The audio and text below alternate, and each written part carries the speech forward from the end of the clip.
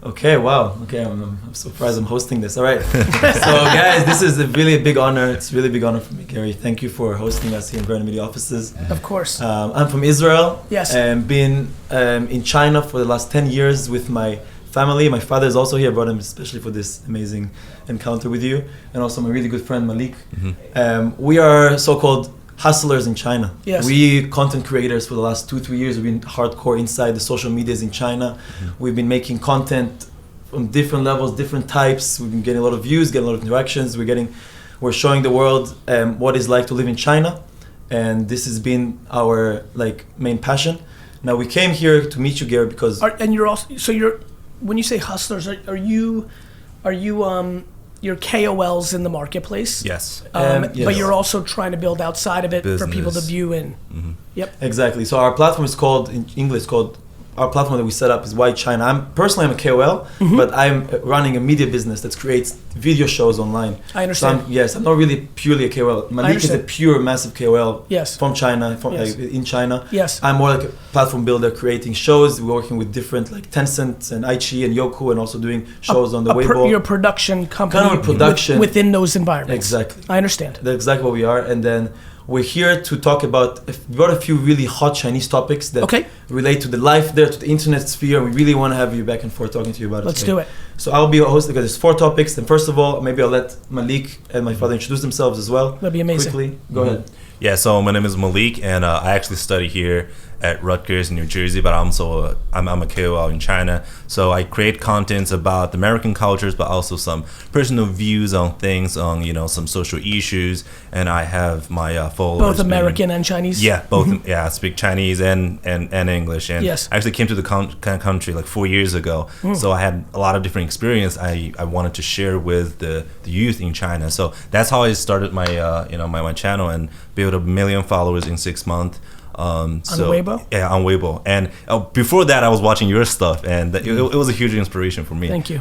Just being out there and just hustle and work hard. So awesome. Yep. That's amazing. Yeah. Go ahead. Yeah, for Pops? me, I met Pops already in the in the elevator. We had a very nice chat. Timing is everything. Everything.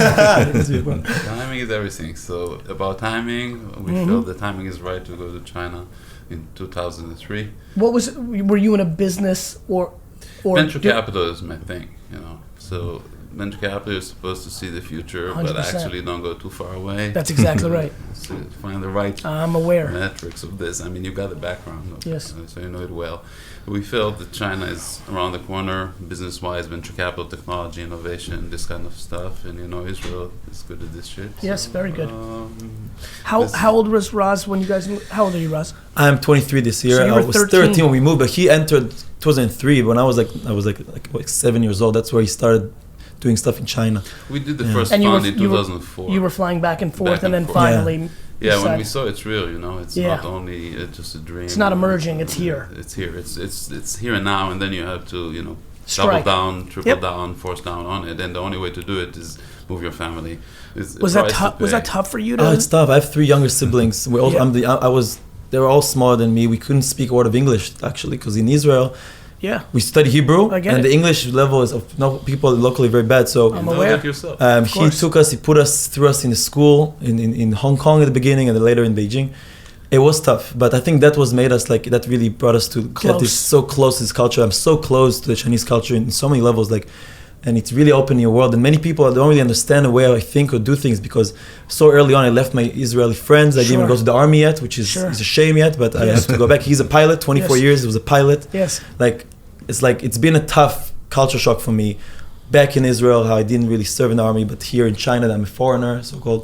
But I think giving this platform, the social media, and this ability to express myself and build a company under the media gave me a place to kind of find myself in China. Now I'm trying to push it forward. Sadly, we've been in China many years, but he can already speak Chinese. I can speak Chinese. He got all his children to speak Chinese. But he understands Chinese people, I think, more than anyone could in many ways. So yeah, this is our little family story. I love it. So interesting. It's all right. So we brought some topics, Gary. Let's go. So look, we really want people to know you in China, and you have a lot of philosophies, ways you do things that really can inspire a lot of generation of Chinese people.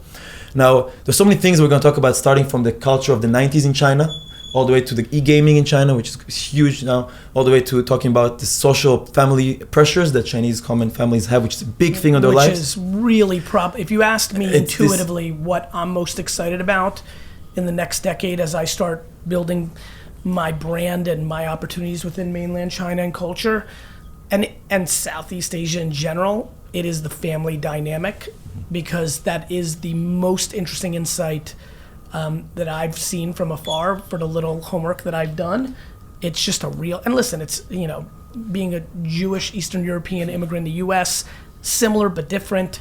It's always a dynamic, but it is extremely aggressive in mainland China. And it's funny you bring that up, because that is absolutely the next book I'm thinking about writing is called Perfectly Parented. It's a parenting book for entrepreneurs, and more about, your dad understands Chinese people only because he deploys empathy. True. That's true. 100% true. By the way, the fact you picked this family issue is the most interesting thing, because I have talked to so many foreigners about China. Yeah. I haven't seen one that touched that. That's the only thing. It's the key point. It's the key point. Anyway. We got Malik. He will Sorry to interrupt, he's pure Malik. Chinese. He will explain his family values and stuff. But then the fourth topic we'll go into just talking about this this Sangguan, which means the three philosophies of Chinese people, how they see political correctness. We'll get back to it at the end. Interesting. Very interesting, actually. That he also has a lot to say about this. So let's go. Hit it first. So first of all, we represent this really huge, large young audience of Chinese people that are seeking this kind of culture interaction with people around the world. Yes. They're willing to learn the culture of New York, they're willing to learn the culture of America, culture around the world, and willing for foreigners to learn their culture.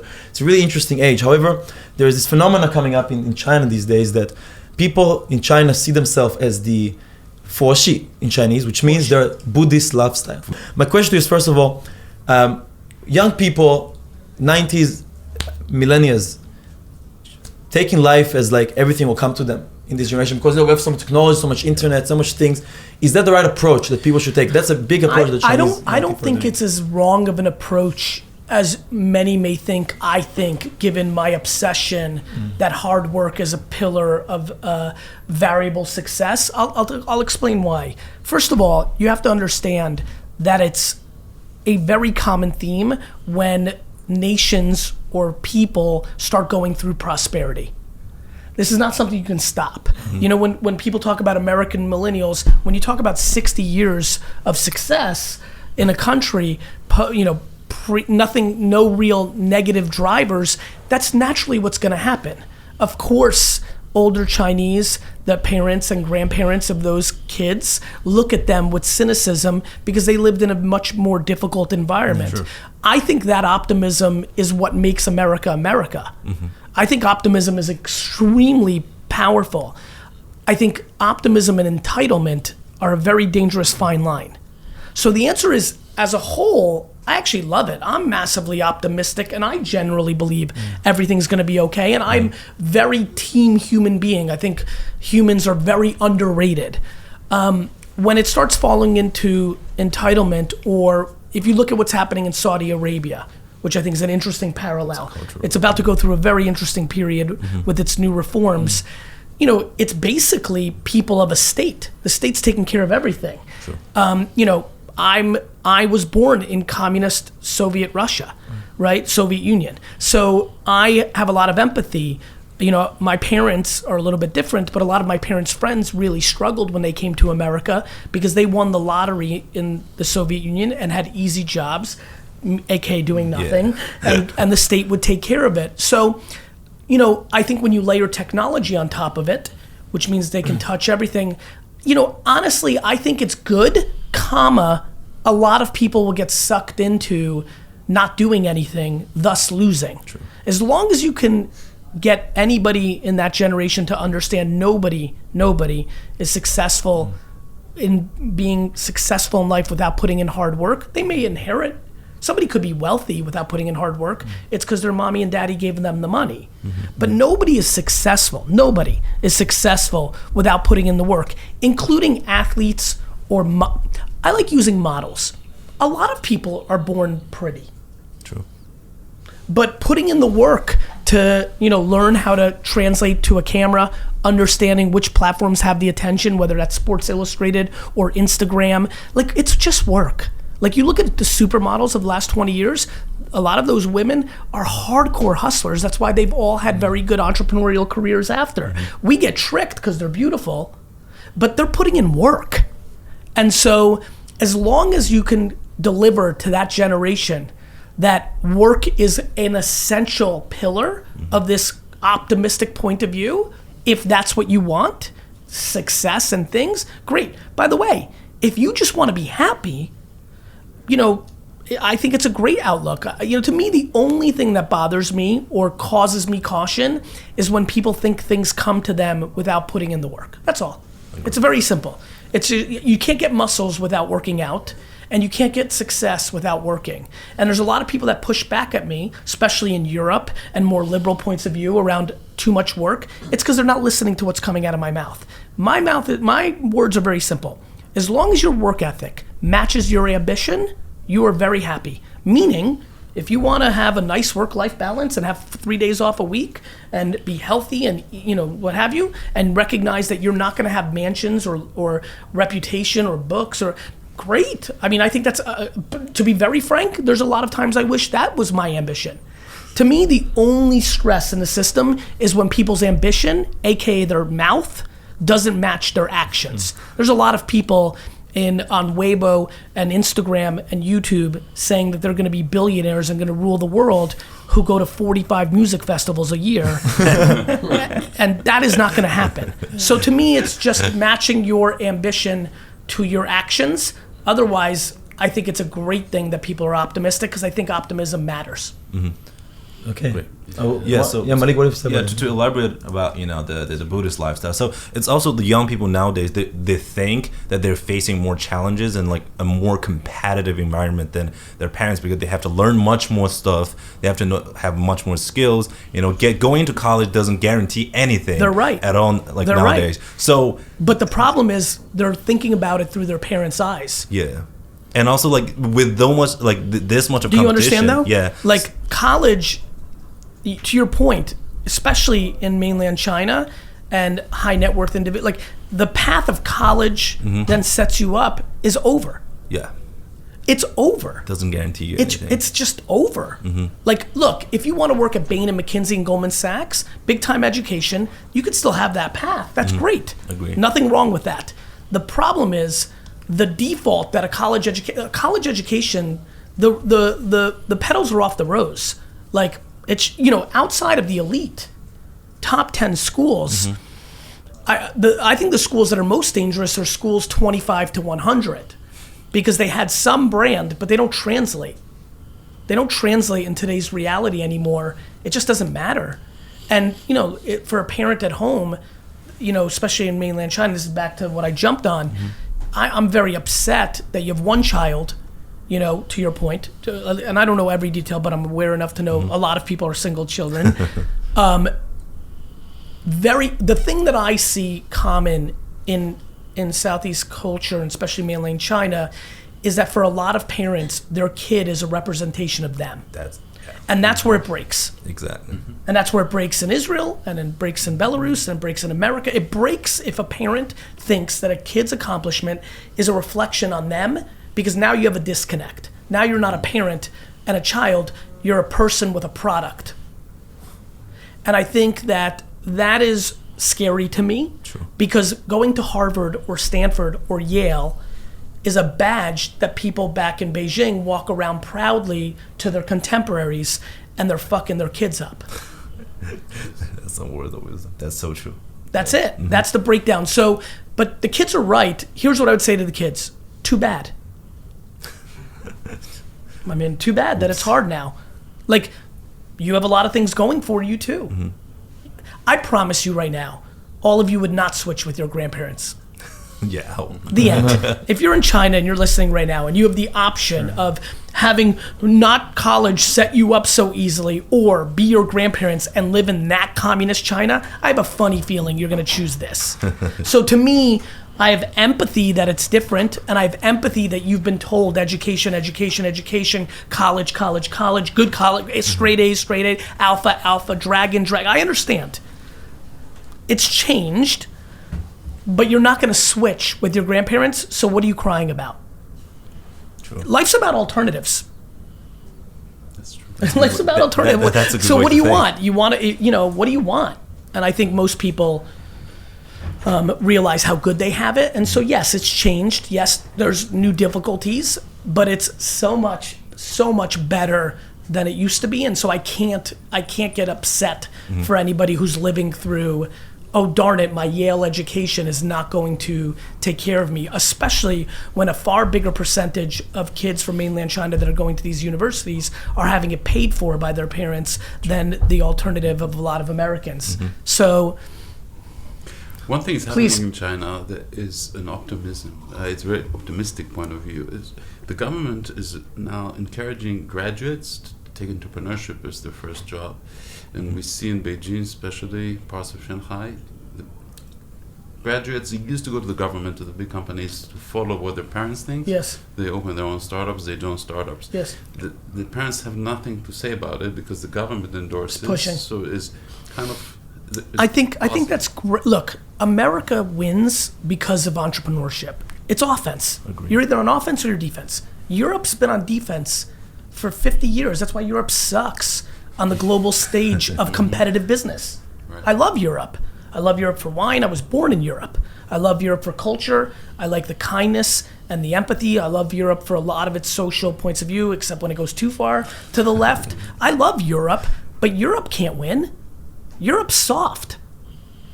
And so I think it's great that China pushes that. Look, I'm an American who was born in the Soviet Union who absolutely believes that China has won already. Meaning that when I'm an old man or when I'm gone and my grandkids are like, China is the superpower. I really believe that.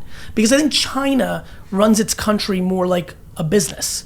Meaning a business like me, I give freedom to my team so much, except on a couple things that matter to me, and then it's a dictatorship. That's more China, right? So I think China's model, in a lot of ways, I mean, socially, I'm talking about entrepreneurship and business and the alpha stuff. I think China's got a long way to go on this soft skills and equal rights and a million things that make, but I think it'll get there out of its leadership. So I think it's sitting very pretty. I think it's great that it's pushing kids to entrepreneurship. My problem is 9 out of 10 of these Chinese kids that are 22 years old that are jumping into entrepreneurship have no chance because they're not entrepreneurs. Yes, but it's good because it's education.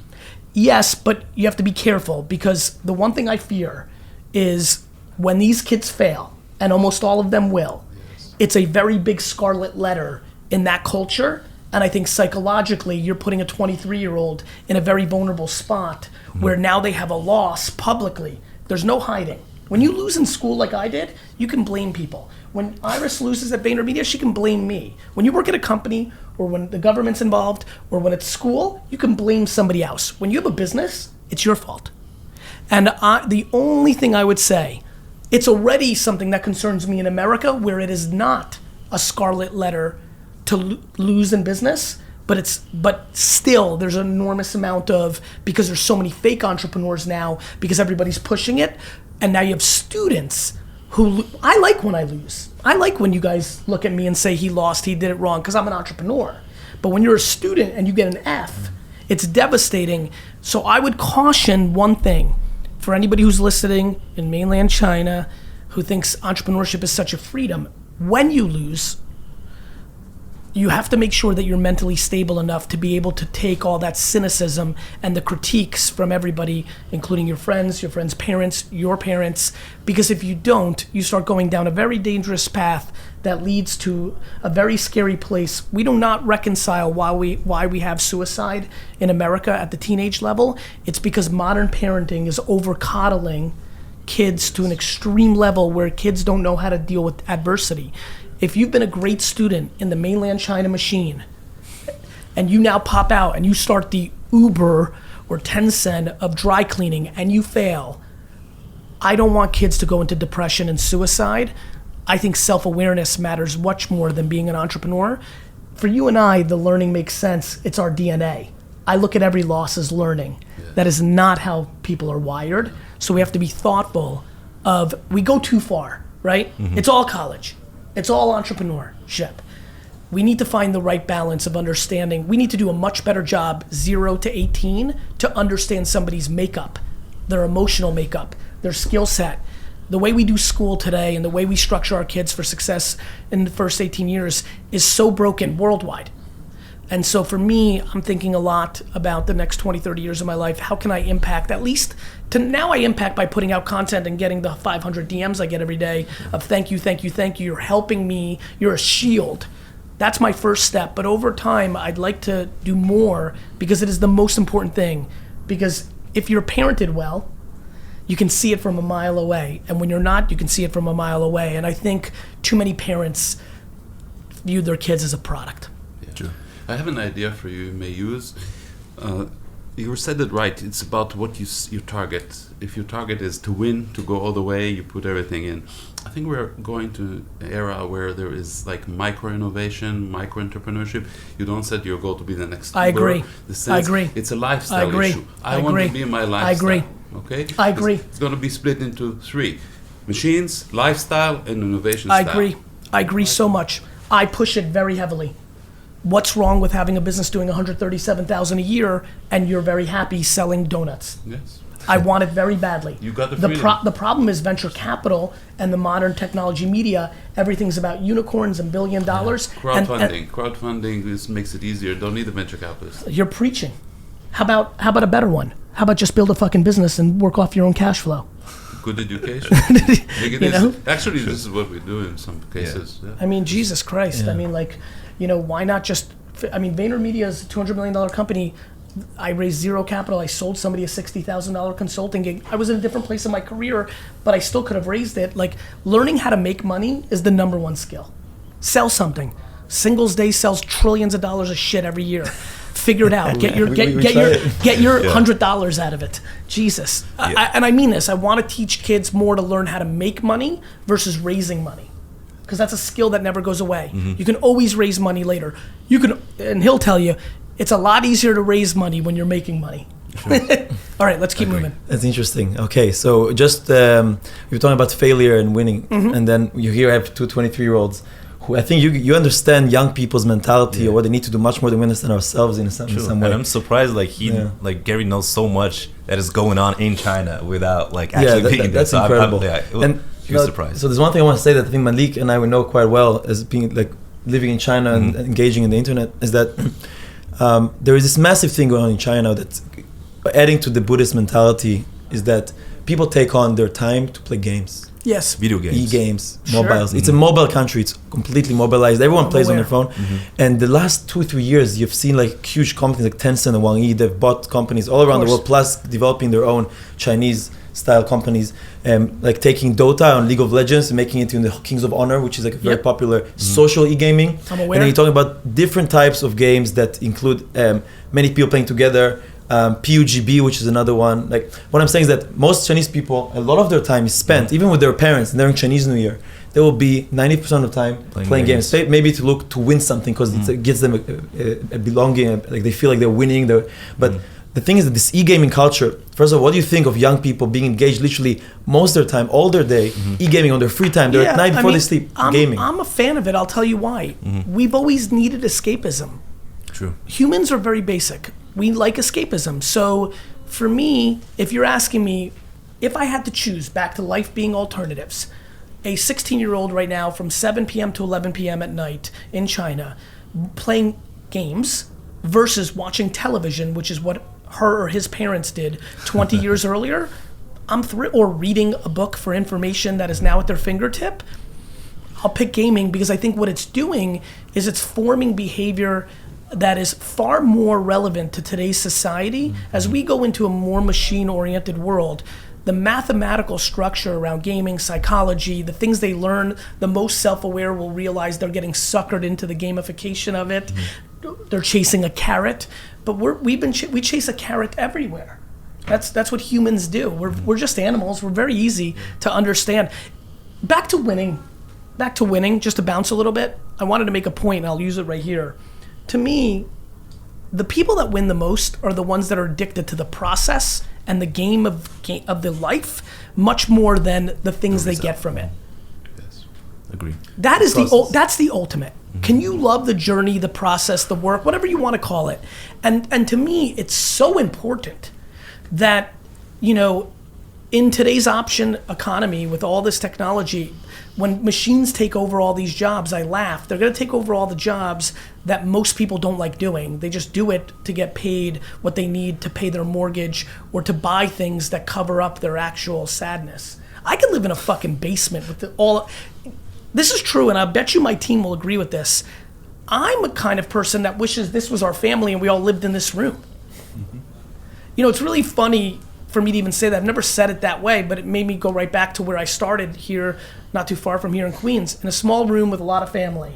Like, it's fun. We work, we live. That's it. So to me, I think it's great. I'm not going to frown on that because I think about it, what would those people be doing otherwise? True. No sibling, it's a big issue. If you have siblings, you interact more, so that's a price to pay. No question. Yeah. I think the one child variable is fascinating.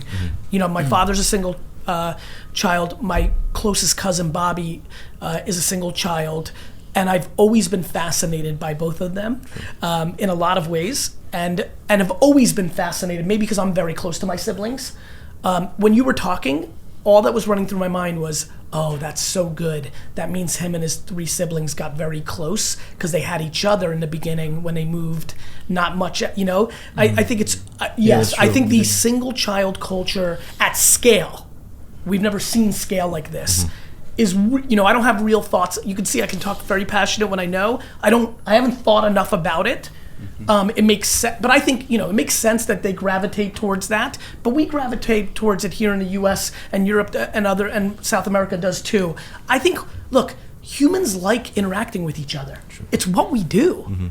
So nobody here is going to tell me that they don't feel like they're interacting with somebody when they're playing games, when they're texting, when they're, like, we are. That's why I love it so much. Yeah, I agree. Like my younger brother, he's in high school, and all he does, like during the weekend, is playing games. But later I realized all of his friends are on it. He's more social. Yeah, it's a way to socialize. I say this all the time. It's same as Kids we going out. Kids are more social now, not less. Yeah. Yes. I used to sit in my room by myself because I couldn't go outside and play. Yeah. It was 6 p.m. March. Let me use real life. January 8th, 1986. I'm in my home because it got dark. You know, I was an 80s baby when we played outside, but now it was dark. It was cold. I wasn't playing, and like I was like in my room, which is, by the way, alone time's great too. I'm sure very valuable. I'm sure plenty of people are going to argue we have no alone time anymore. Thus, we're over. You know, it's so funny to me. Everybody says our kids don't know how to engage. They're not social. That's not true. I'm like, they're the reverse. They're over social. Yes. They have no downtime. Yes. So to me, I think it's super interesting. I think gaming is great. I think most businesses are going to start layering heavy gamification psychology to everything they do. If you look at businesses like Uber and other things around the world, a lot of them grew, Spotify, off of referral, gamification. I think everything will have gamification layers on it. WeChat as well. Yeah, Tencent is a company of gaming. The and WeChat itself is a game beginning. It's a product of also one-child policy because they had to. You have to do something, right? Yeah. And it's- But I want to take this topic a little bit deeper because there's something in China that I don't know if it's here in the US, because in China, women play more than men. It's ridiculous. There's a high percentage of women. I was about to say that point. So why is that? Yeah. Or like, what do you think of this? Like, of this woman getting involved? Because usually in my country, in Israel, it's in the U.S. and Israel and Europe, you'll see that dynamic happen in the next 20 years as well. It's because China was further along in the mobile culture and the gamification culture. They, you know what happened? It's the same thing that's happening in Africa. They leapfrogged. Like, American women are going to be gaming at scale, and they do. They already do quietly on mobile, because the games of America were established far more males focused, right? They were much more male focused. So me as a 42-year-old male growing up, they were guy games. You had some games like Sonic the Hedgehog, Mario. You had it, but in culture, video games were for boys, right? And that's just the way it is. And now that's breaking down, and this is human. Gamification and game escapism is human. And we see it with Candy Crush and Angry Birds. We saw far more 50-50, 60-40. Once the stigma goes away, which I think it already has, Right. you'll see far, I mean, especially now, you talk to a 12, 13, 14-year-old girl, she's super on board with esports and willing to go there. And so I don't even think of it. I think it's just the timing of how it was introduced into the marketplace. I think most things are like that. Look, pink was a boy's color in Europe when pink was first introduced. You know, it was a boy's color. You know, in the 1800s in Western Europe. So like things get manipulated, heavy hands get involved. There's a lot of heavy hands on a lot of issues, and I think that's what happened with gaming in the US and Europe. But there is no reason that should be. And I would even argue that the most successful esports athletes and gamers in 25 years skew female as much as it skews male. See. And where are you going with e-gaming? Your personal, like, future? You know, I think it's this is a funny time to talk about this, whether it's China, whether it's e-gaming, whether it's cryptocurrency, whether it's machine learning. There are so many trends that are obvious to me that are foregone conclusions in our society. I'm just as much as I've done a good job in feeling omnipresent and pumping out a lot, I can only tackle so many things. To me, everything I just mentioned, there will be a time and a place for me to be involved. I don't need to be earliest. I just need to be executing well in places that matter. I've not been able to get around to esports, meaning in a meaningful way. I watch all this stuff very carefully. I'm building a Twitch studio right outside my office. Oh, you have a Twitch studio coming up. Yeah, that'll probably be done in maybe 4 or 5 weeks, like April first week. Was it? It's like Taiki's. In a month. You're gonna be gaming live streaming. I'm gonna be gaming with things that I can play. That'd be interesting. So there's That would no be League of interesting to Legends watch. for me. I don't want, YouTubers, to me it's gonna awesome. be, double dribbled from Nintendo 1986. Like, I'm gonna throw back games. I'm gonna, when people come through, like we would have jumped on for 10 minutes, I'm gonna use it for attention purposes. Blockchain, all this stuff is stuff I'm paying very close attention to, but I'm not deep enough yet to execute or to speak on it. I don't like to talk about things I don't know unbelievably well, which is why I talk so much about something very narrow, which is consumer behavior around social layers on the internet. And I'll get, inevitably, in the next 3, 5, 7 years, one of those pillars that I just mentioned, including maybe China. One of the things I think a lot about is what happens when my kids get a little older, when I can travel with them a little bit. Like I think about China quite a bit. China for me is extremely exciting because I love the journey. I love that nobody knows me in China. So you can just be a normal person walking around. No, I can. No. I'm never normal. Because I can start the process of building. It's nice. Okay. It's the process. So you enjoy the process of building forward from the process. ground. Good. Join the journey. Finding the right teammates to help me, doing the right things, spending, the process. That's like amazing. going there and starting at zero and catching up to everybody is the ultimate. That's amazing. So let's touch a topic that you said at the beginning you're really excited to talk about, is parenting. And also Yes. I end up bringing my father to this course. talk. It's exciting.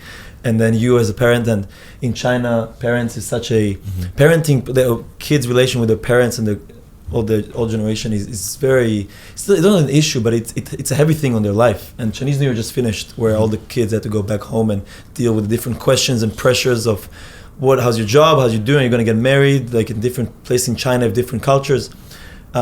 It's the single biggest impact I'm gonna have in mainland China. If you ask me to predict, go in a prediction, in 8 or 9 years, I think I will be a very substantial personality in China because I have a very strong, passionate point of view on this issue that I don't think is very loved by the older generation, and I think is adored by the younger generation. And they need somebody, just like the American kids need, somebody to point to protect them on these battles. And I want to be that person. To me, if you ask me what my great legacy can be, is to be the voice of somebody who was parented extremely well. I was perfectly parented. I had parents who had those same pressures, who came from those same places, who refused to treat me that way, and that's why I'm going to be special. And I want that for the quadrillions of kids around the world, because they deserve it. Because you're absolutely right. The fact that 99 out of 100 parents back in Chinese New Year put unneeded pressure on their kids, which ultimately is going to hurt their children and hurt their relationship with their children, needs to start being eradicated. We need to change the conversation on this issue, and it starts with the insecurities of the parents. Yeah. It's an insecurity on the parent level. Yeah. And it's really, you know what's really interesting to me? I think of China as such winners holistically because of what the country's doing, but it is the ultimate loser move to think that you are successful based on what your children are accomplishing. I get it. Like, I take much more pride in when my kids are funny or doing something special. I get it. I'm starting to really get it. However, it is just wrong. It is just absolutely wrong. And so... what do you think, Mike? Because to go deeper, you know, there are a lot of new families that they just newly became the middle class. So the middle class is booming. So they're afraid that they're gonna lose because they just got there. You know, like the only way that they can think of to maintain this status is to invest in their kids' education or push a little bit harder to make sure their kids can carry on the status. I get it. So that's one They're pressure. Wrong. Yeah. I understand. Yeah. They're going to lose. They're going to lose their kids, and they're going to lose. They're going to lose their relationship with their kids over time. What they don't understand is how quickly the world is evolving, and how we're all more connected than ever, and we're all looking at each other's cultures. I think the greatest thing that is ever going to happen to America is China's emergence. So I think kids that are going to be born 10 years from now are going to be winners in America 40 years from now because of the chip on their shoulder of losing that world stage leadership. I really believe that. I think America's different than Europe that way. So what should parents invest in their kids? Like what aspect? Because they should invest in their emotional and intelligence. Soft skills. 100%. Yeah. What should they invest in? Listening and try to figure out their kids. Your mother is still. You guys are still married. They have 4 children. They can't raise all 4 kids the same way. Not to be ultimately successful. I mean, he can do whatever he wants. I don't tell anybody to parent. Listen, I have passionate points of view on this, but I will never tell anybody how to parent their child. That's very personal. I don't tell anybody how to have their relationship with their loved one, their spouse. These are personal things. It's one man's point of view, but it's one man's point of view that, has the luxury of being an outlier and watching how everybody else did it, and then watching and it becoming the formative way that he looked at the world. It's how I am as a manager to my team. There's a reason they like it. It's because I learned those skills. I'm a product of it, and I don't want to be a hypocrite and treat them as employees differently than I was treated. And they'll tell you I don't over coddle. This is not coddling. This is real love, real listening, real watching with circumstances. Yes. Parenting is an art. And each child is different, and how you balance, you want to show the way, but you don't want to interact with their personal growth and 100%. And this man can tell you, as a parent, you're only as happy as the most unhappy child you have. You could have 3. He's got 4 of you guys right now. Whoever's not in the best place, even if they're in a good place or a solid place, that's what's running through their mind. When you're navigating something, when you're responsible, same thing as me as a company, I'm putting my finger in the biggest holes in the boat. There's a lot of holes. And so, if this is if this trickles out, if this video catches some virality within the mainland China audiences on Weibo, WeChat, one thing I would tell parents is do a lot more listening. And don't listen to your fucking friends, and listen to your kids. And when I say listening, watch them. What do they gravitate towards? Nobody thought playing video games 20 years ago was going to lead to a luxurious financial life. It clearly has. True. So if you're so smart, if you want your kids to be successful, recognize that the world you live in today has nothing to do with the world they're going to live in. Nothing. Yeah. And so I have empathy, especially emerging middle classes. But if you look at America as a proxy, when the middle class started to emerge, it was also when university and college was starting to build as a brand. And it worked for a period of time that was fine. But the problem is technology is too much of a variable. Too much of a variable. Gary, I want to say something on this. Please. we can talk on parents and parenting, but I want to take the weight off parents for a little bit and Please, talk go a bit wider on the culture. You know what I'm saying? China is going to be an incredibly successful country with a lot of unhappy people. Interesting. So 100%. So how do you kind of tell this audience, because a lot of people are going to see these videos right now. Easy. If you think money is the root of happiness, you're fucking broken. You've lost life. You will not win. Okay. That's my 2 cents. That's good. And listen, Solid. I'm very empathetic. I grew up in a culture very similar. Like America has a lot of those tendencies as well. It's evolving, which is why it will lose more, but it will be in pockets happier, and everything's about balance, right? Everything's about balance. If the least hardworking, country or culture is over here, and if China plays over here, the answer's always somewhere in the middle. Always, always, always, always. And look, Israel is not short of ambitious people and hunger for success. So you guys know this. I mean, look, from my standpoint, China's vulnerability is very easy. It's that. I mean, if, I wasn't aware of that. This is the first time I'm consuming that. If the default is, I wish for you to be rich. So I'll give you an example. I would argue that my grandmother had that point of view, and I don't think I know many people more not happy than my grandmother.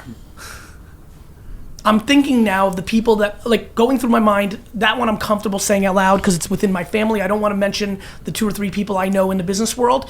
No question, the least happy people I know are the ones who look at rich, money as the success barometer. It leads to enormous insecurity. True. Yes.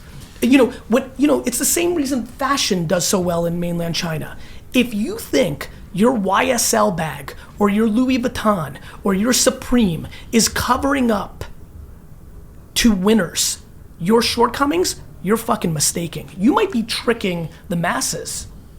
But the top 10% of the world knows everything they need to know when you're fucking tricked out head to toe in Louis Vuitton.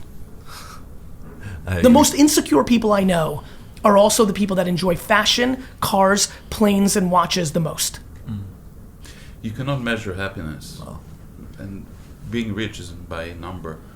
It's an internal issue. Yeah, but this pressure, I mean, as a young person in China, we got the pressure of we're hearing successful stories about kids in 25 years and making billions, and social media has nothing to do with you, bro. It's true, but it's just covering. It's all around you. By the way, I get it. You either succumb to it or you don't. True. I get it. But again, back to life is about options. I'd rather kids today worry about being successful because that's what they're being pushed versus worrying about how to avoid the Black Plague or run away from, Eastern European Poland because they're Jewish and they're about to get killed, right? Or being sent off to the Korean War. Or, life's better. I'm not going to shed one fucking tear for you because this is a prosperous, happy world right now, better than any other time. And if your biggest fucking worry is that you're gonna be judged by your neighbors and friends because you didn't build the next Instagram, well, fucking you won. Really? Listen, and I get it. Everybody worries about what they worry about. I have friends who have $50 million in their trust fund, and all they worry about is that nobody will ever think they were good because they were handed success, and that their life is ruined because they'll never be successful. And by the way, I get it, because that wouldn't work for me. That would have been really bad for me. I would have struggled with that. I worry that my kids have my DNA and are gonna struggle with being on third base. So everybody has their own realities, but here's the punchline, my friend. You have no choice. It is what it is. It's a good problem to have. Okay, that's kind of takes us into the last topic I want to cover. I think it's almost getting to 11 a.m. and I know you're busy, Gary. This entire, we talked about very different social issues, and in China there is a thing on the internet. Actually, it's something that started off very early in the education system in China. But the way that people value and judge somebody, a lot of times are related to a concept called the 3 positives, and that's something Malik knows about, the Sangwan. It's basically a combination of the 3. It's called Sangwan. One is called personal values. Yep. Second, life philosophy. Yep. And third, worldview. Okay. It's the 3 views. It's the 3 kind of positives. Okay.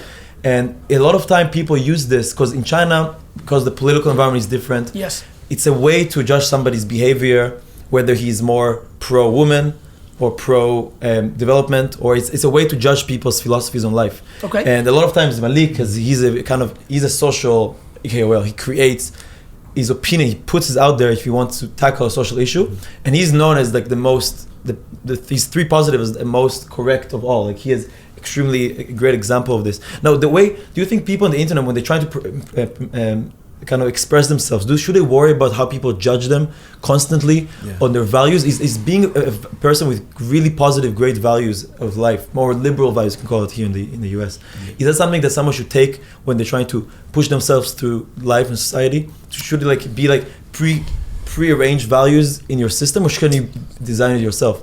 That's the first question. To extend on that, like, you know, like a lot of kids watch my stuff and they believe I have a good, like, the values, but I was actually tripped or prisoned by these values. I cannot say stuff outside of what is viewed to be right, like the political correctness. You know, sometimes I wanna extend a little bit and talk about different ideas or different opinions, but well, you know, like there are people jump onto the comment section and start firing about you're not on the right track, of you're not following what is viewed to be right in the society. I think like ignoring different ideas and different voices, it's really dangerous. Young people have pressure to be kind of. So here's my 2 cents on this. The biggest thing that you guys don't know that we know as the older statesmen in the room is that the state of politically correct views changes all the time. True. What he grew up with, what I then grew up with, it's changed. You know, to me, I don't sit on, you know, I am the most pro-human person. The thought, I would die if I was to suppress another human being in any shape or form. For me to judge or do something negative to another human being literally breaks my soul. Like the thought is so foreign, like I can't even comprehend the ability to. When I watch the world or my friends or neighbors or associates or politicians on the world stage, America, Russia, China, anywhere, it's the single worst thing you can do, especially in today's environment where everything's being documented. You will lose historically. Your legacy will be tainted. So for me, I could never do the wrong thing by another person. However, I do not take the liberal point of view on every social issue. I believe that we've gone too far in America by giving kids trophies if they come in 5th place. I don't have the liberal point of view. I do not believe in unions. That is not, I don't think that that's a good idea. I think taking the fair market out of it is bad. I come from the Soviet Union. I know what happens when you go too far, right? I think that there's a lot of laziness in China that people don't talk about because of those undertones in certain, especially if they aren't just emerging in the middle class. They started at the, right? So I think, you know, you will lose if you are scared to put out your 2 cents. Here's the number one thing I will tell you, for you and anybody else who's listening, who's playing in this game. When you die on a sword, it's much more fun to die on your own sword. So when you lose by living a public life on an issue that you didn't fully believe in to begin with, it's gonna hurt double. I agree. You know, as far as people leaving comments, that doesn't even penetrate my mindset. And both ways. Most of my comments is, I'm the greatest. I'm the greatest human being that ever lived. I'm the greatest. Doesn't penetrate just as much as somebody saying I'm wrong or I'm a charlatan or they hate me. Both the same, which is I'm appreciative anybody's paying attention to begin with. I'm grateful, and that's where it kind of stops and starts.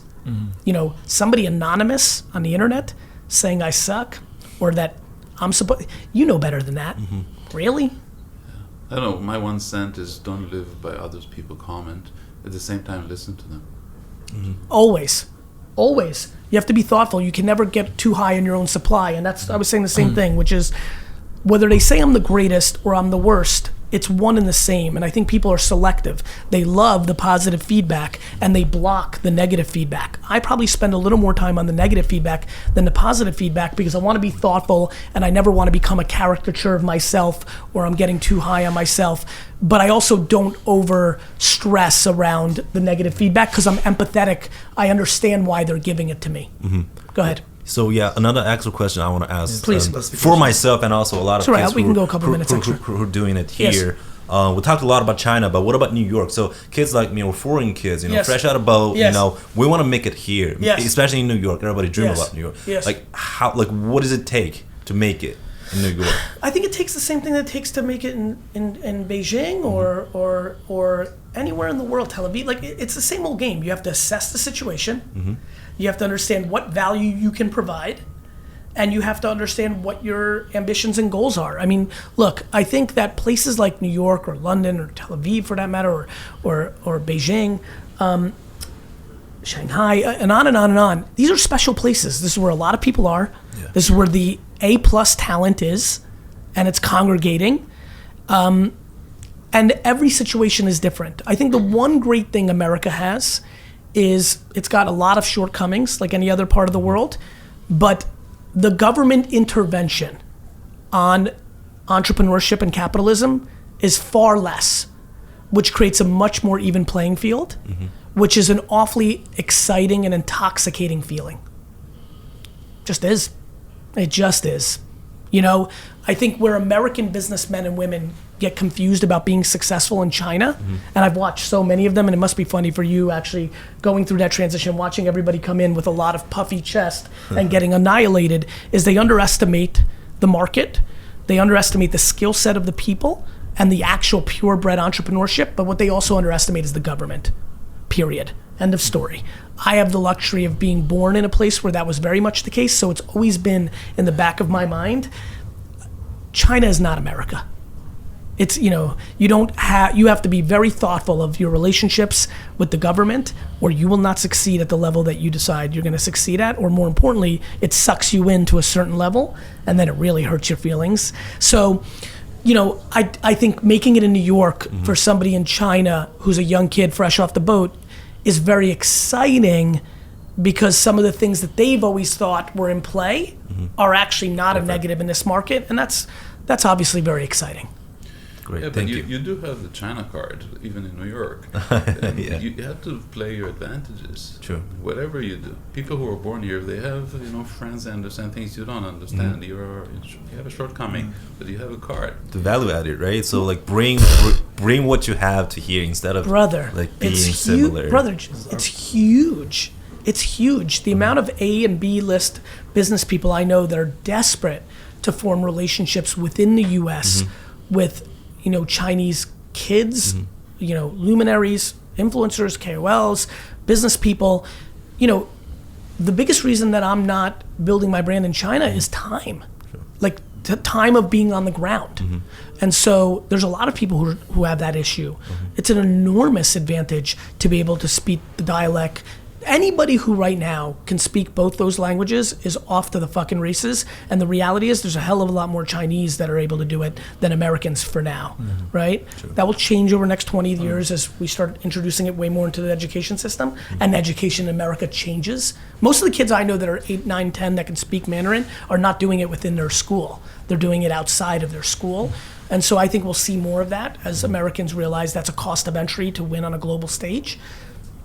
Yeah. Unless technology catches up. I actually think by the time we teach everybody translation, we've got it in our ear. Like, I think I'm going to mainland China. Could happen. Yeah, but it goes to the soft skill. Understanding the culture is more important than understanding the and the language, right? Always. The culture. So here I have a really good follow-up question, Gary. This Please. is really, really important for us because so we're talking, we do have influence in China. We built it with a lot of empathy, patience, and time. We didn't just go viral like this. Of course not. We were, I think his story, my story, he's from the dorms here in New York trying to make videos and slowly us building different kinds of formats. And it took us time and patience to enter China and show them the foreigner point of view about China. That's what we do. Like our main selling point in China is that we show for Chinese people how we enjoy or appreciate or think of different Chinese trends. I understand. It's been very great. However, my bigger dream, personal dream, is I think that the world is so much more open to more people to see this country itself beside of the Chinese people. Couldn't agree more. Our biggest dream is to bring it here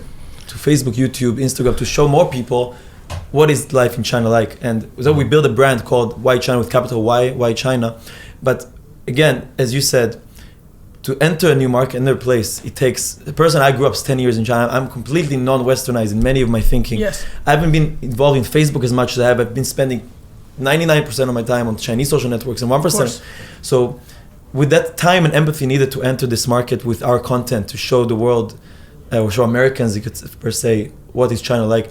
What are things that attract Americans about China that are currently relevant, can be in the next 2-3 years? What are the main topics that you would think I should spend time exploring? Yeah. I don't want to do everything. I can only show them everything. So look, I think the biggest problem with America is it's so American biased, right? Yeah. America's biggest shortcoming is that it's been the leader of the world for too long and it's gotten high off its own supply. Yes. America's answer to anything when somebody else is doing something well is that they're cheating or corrupt.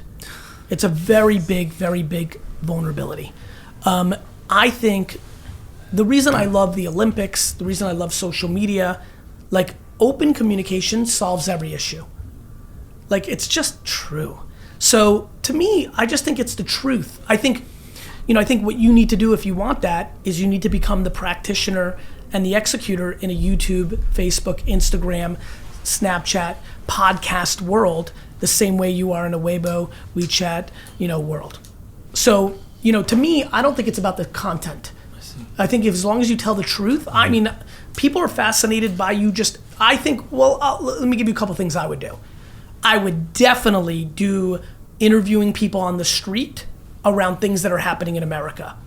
A video that would do very well in the US on social media is a 1-minute video mashup of 7 people's answers on Instagram of what people in China think about Instagram, and you doing the clever job of showing 7 people that have never heard of it, or 7 people talking about, well, they loved it when they did a semester at UCLA. So I think taking content that is happening in the US, like asking, I think 40 people for 3 minutes answering their thoughts on LeBron James in China is an interesting insight. So taking things that are trending in America and asking and making videos, 1 to 5 minute videos of normal Chinese citizens, young and old, giving their 2 cents. If you called it like 2 yen, or something like that, like it would be super, right? That'd be great. It'd be really interesting for Americans to see the perception of their brands and culture outside. You're right on. You're right on, because what got Raz so popular in China is the fact he was talking about things Trending. 100%. the opposite, 100%. exactly the flip mirror. This would got 100%. Yeah, okay. And then About what about trends. some else you want to support? I'm going to use the time I have with you, Gary, is that Vice, they make this kind of internal, more deep, like more informative, but like also really realistic, like documentaries, right? And we actually did some shows showing me working in Chinese, being a Chinese delivery boy, working in Chinese trains during Chinese New Year. I was being very documentary level, like really trying heavily show people the real life there. Yes. Is that also the direction that Americans would like to see, or is this things are less? Humans want to see truth. Yeah. That's why documentaries work. Right. That's why new platforms, when they emerge, documentaries always over-index. That's why Netflix is doing so well with them. The truth always wins. And then we start melting it and making less truth. But the truth is always the answer. Okay. Yeah, because it's been performing better on Facebook than our interview videos. But again, I'm just saying that. Don't get caught up in short-term social media analytics as an indicator to what works. My YouTube channel views on my daily vlog haven't moved in a year. By all metrics, not working. I'm just completely unfazed. I'm aware because I pay attention to my shit, but I'm not going to pander to creating something that doesn't feel authentic to me to get 200,000 views per episode instead of 50. That has no value in the long game. So stick to ourselves, be real, do our content. And It's always going to be the best explore lots of answer. stuff. All right, I got to run. Yeah, Thank you know. guys. So much.